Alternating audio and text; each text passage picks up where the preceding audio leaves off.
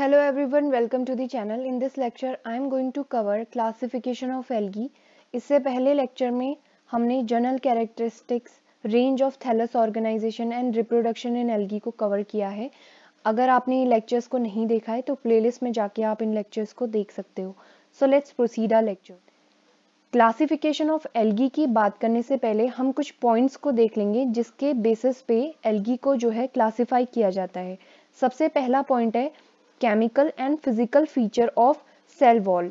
Okay, तो इस basis पे एल्गी को जो है क्लासिफाई किया जाता है कि सेल वॉल जो है केमिकली और फिजिकली किस तरीके से प्रेजेंट है डिफरेंट एल्गी के अंदर. सेकेंड है nature and properties of pigments that contribute to photosynthesis. तो पिगमेंट किस तरीके से प्रेजेंट है, नेचर उसका क्या है, प्रॉपर्टीज क्या है, तो इसमें डिफरेंस देखा जाता है. नेक्स्ट है morphological characters of cells and thalli. तो सेल्स जो है मल्टी सेल्यूलर हैं या फिर यूनिसेल्यूलर हैं, तो उस बेसिस पे मॉर्फोलॉजिकली एल्गी जो है अलग दिखने लगती हैं, उसके कैरेक्टरिस्टिक्स चेंज हो जाते हैं, तो इस बेसिस पे भी एल्गी को क्लासिफाई किया जाता है. फोर्थ है हैबिटेट, यानी लोकेशन, कौन सी लोकेशन में कौन सी एल्गी पाई जा रही है, तो लोकेशन के बेसिस में भी एल्गी को क्लासिफाई किया जाता है. फिफ्थ है फ्लैजिला नंबर एंड लोकेशन. तो फ्लैजिला के नंबर और लोकेशन के बेसिस पे भी एल्गी को जो है क्लासिफाई किया जाता है.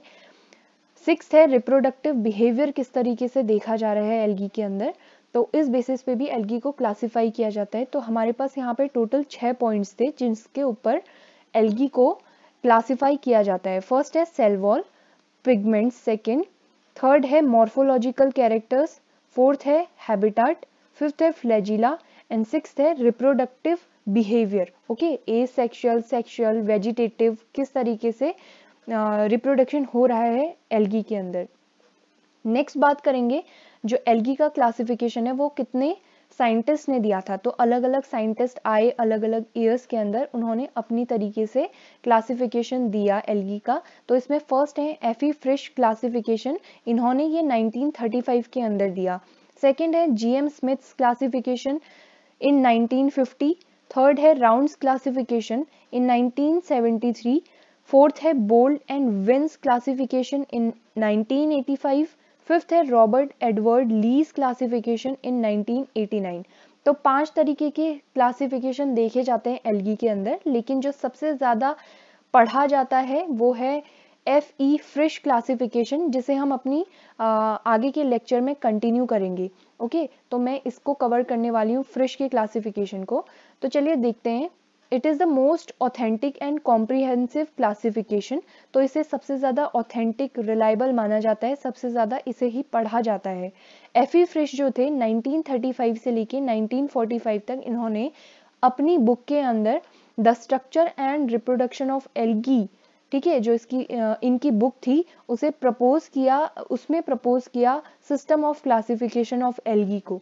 ठीक है, तो इनका क्लासिफिकेशन सिस्टम जो था वो इनकी book the structure and reproduction of algae के अंदर प्रपोज किया गया था. इन्होंने इसे डिवाइड किया था 11 क्लासेस के अंदर, और जो इनका क्लासिफिकेशन सिस्टम था ये बेस था pigments, flagella and reserve food material के ऊपर. इसमें डिफरेंट पिगमेंट्स को लेके बात की गई थी, फ्लैजिला के डिफरेंट टाइप्स क्या हैं और नंबर के बेसिस पे इसको डिवाइड किया गया था. फूड मटेरियल जो यहाँ पे देखा गया है रिजर्व फूड मटेरियल एल्गी के अंदर, उस बेसिस पे एल्गी के क्लासिफिकेशन को रखा गया था. नेक्स्ट बात करेंगे जो एल्गी के क्लासेस इन्होंने 11 क्लासेस को डिवाइड किया, वो किस बेसिस पे किया. तो यहाँ पे कुछ पॉइंट्स हैं जिसके बेसिस पे फ्रिश ने अपने क्लासिफिकेशन सिस्टम को दिया था, जिसमें सबसे पहला है number and mode of attachment of flagella in the motile sales. तो फ्लैजिला जो इनका था वो फर्स्ट पॉइंट था जिसमें नंबर और मोड ऑफ अटैचमेंट देखा था कि सेल्स के अंदर किस तरीके से पाया जाता है.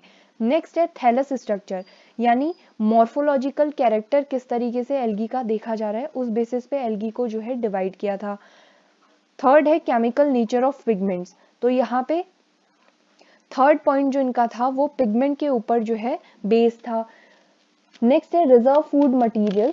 तो रिजर्व फूड मटेरियल किस तरीके से कौन सी एल्गी में पाया जा रहा है उस बेसिस पे क्लासिफिकेशन इन्होंने दिया था. नेक्स्ट है mode of reproduction fifth, and last है वेरिएशन ऑफ लाइफ साइकिल। तो लाइफ साइकिल को लेके भी इन्होंने यहाँ पे बात करी थी, जिसके बेसिस पे इनका पूरा क्लासिफिकेशन सिस्टम जो है वो प्रपोज हुआ था।